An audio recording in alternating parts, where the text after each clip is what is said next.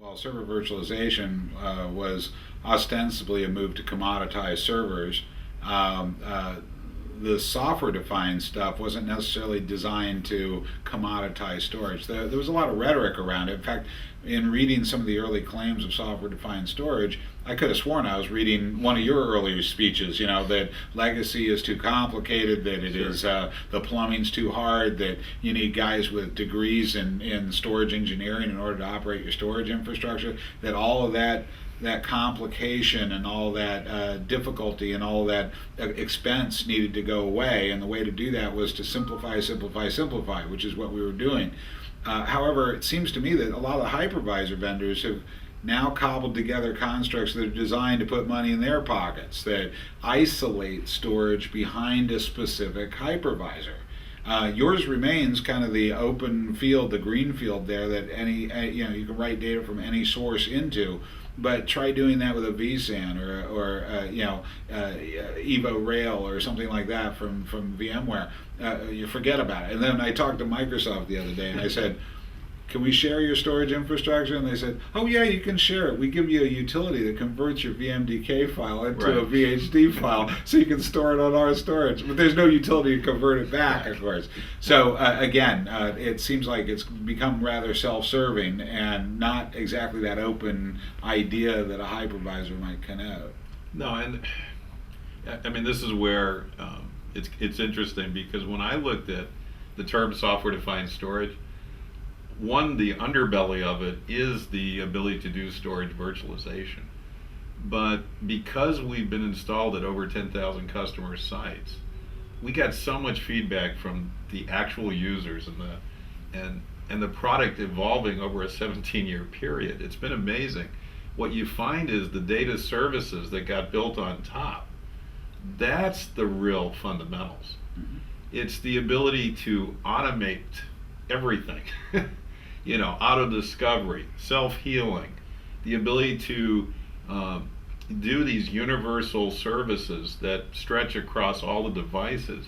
Things like auto tiering. I mean, I still chuckle when everybody talks about auto tiering as, it's flash and disk. We've got 15 tiers. You know why? Because there's cloud tiers. There's different levels of storage arrays. And even on your servers, you've got flash on your PCI cards. You've got SAS disks. I mean, these are all different tiers. Set them up. Let the system automate that process.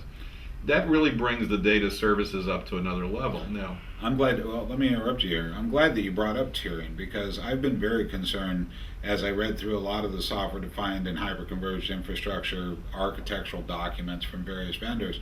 They're trying to eliminate tiers. They're trying to flatten out the storage infrastructure. If you read Fred Moore's stuff over at Horizon, or Horizon Information Strategies, or you read any of the number of other analyses that have been done by Clipper Group and INSIC and a few others, if you don't have multiple tiers of storage that are optimized for different capacities and different speeds and feeds at different price points, you're basically driving yourself into bankruptcy. And I noticed that of all the SDS solution sets that are out there, DataCore is one of the very few that are talking about tiered storage. And not only that, but setting up these pools of different capabilities with different protection services associated with them. So you've got a place where you can naturally migrate data to and expose it to the right set of services that it requires to its useful life. I think that's a forward-looking piece of technology from DataCore. You guys don't crow about nearly as much as you should. no, you're fair. Part of the issue is we've got so much capabilities, and it's such an extensive storage stack that I chuckle because I see people like Pernix Data, just to name one, that comes along and does just basically a cache performance thing, which is something we've done all our lives. It's just a sub-element in there. Or you see people talk about a metro clustering. Well, our software is naturally stretched clustering capable. It's the ability to really work across all of these. Another big area, the flash devices. Everyone is trying to create their own storage stack. Well, we designed it from the start to work with flash or disk drives. Part of the problem here is that a lot of these like startups, a lot of these companies, when you just coming out, you basically go, oh, everything's a greenfield. We just make it really simple, which is a way of saying we're just going to limit and hardwire the constraints of a configuration to only do one task. Therefore, yes, it's simpler. On the other hand, what's DataCore?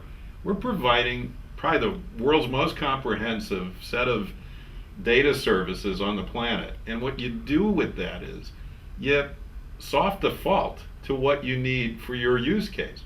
If you just want to use us to create a VDI solution, you can set up a simple workflow. And in fact, we provide these. And there are the services, bang, you have a VDI deployment. You want to use this for file serving, you want to use it for a metro cluster. To me, those are a set of services. And part of it is because we take a look at this from the application standpoint and from what the IT administrators are doing versus sitting there going, I'm just this disk at the bottom. And that's a very different view.